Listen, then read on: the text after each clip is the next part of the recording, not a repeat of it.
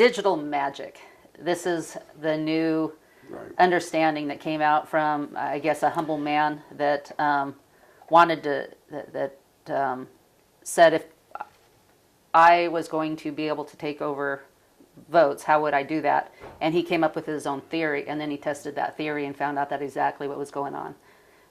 Can you explain what digital magic is? I'm still learning about it. But basically, it's a fractional math. And instead of, votes of 45 votes for this, you got 45.25. Say nobody counts the 2.5. So the 2.5 automatically goes to the Democrat Party. Yeah, exactly. So they're with that door open, they can manipulate the vote in any way they want to. Yeah. At one or two central computer systems. So we may count the vote here. Okay, but there's more than that. But that's one of the big ones, and that's the ones that we want the FBI, if the FBI will actually defend us in this, go in there, the good guys in the FBI, to go out there and find out where these stations are and investigate the voter fraud that's going on across this nation, and it has been going on all the time. If we have ID, when we have ID for everything, so if we have ID for a credit card or a driver's license or travel on an airplane or passport, we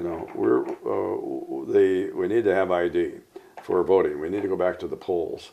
Europe banned voting by computer. Did you know that? Europe banned it because they found it was so. Germany banned it, so the EU.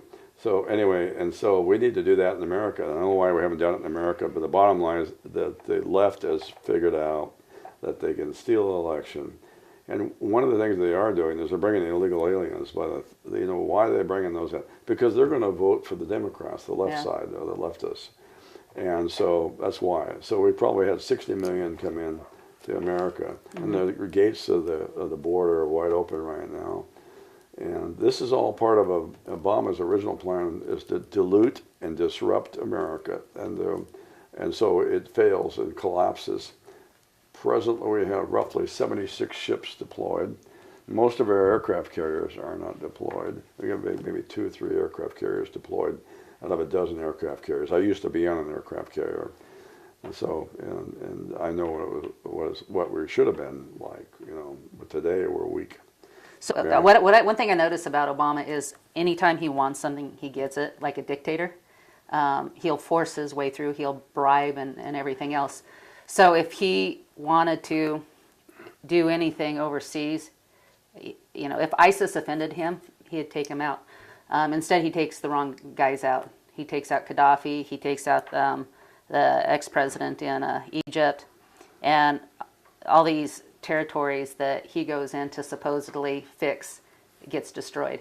Well, I think it does. I think Obama is a person that wants to create crisis. Okay, and look at the battles in Chicago and the streets. I mean, they were purposely starting protests. Paying Hillary and his group has been paying $1,500, George Soros money, to people to go out and start protests on the streets. Black Lives Matter. This is all about disrupting the streets, and these haven't been working. And the police don't like what they see. But there's two sides here. I mean, we don't want abusive police either, or corrupt police. We want them to recognize the Constitution of America and people's right to protest. Yeah, but which is why when they do something wrong, we're not going to allow this kind of them disruption to go down there either.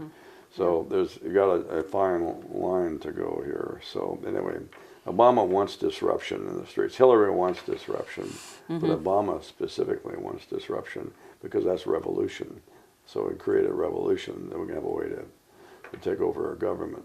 Obama wants to bankrupt America and spend it into oblivion. That's his goal. That's why all the food stamps and all this, he ain't being generous. He's basically trying to break the country so that we are as poor and as the rest of the world. He wants to make us into a third world country.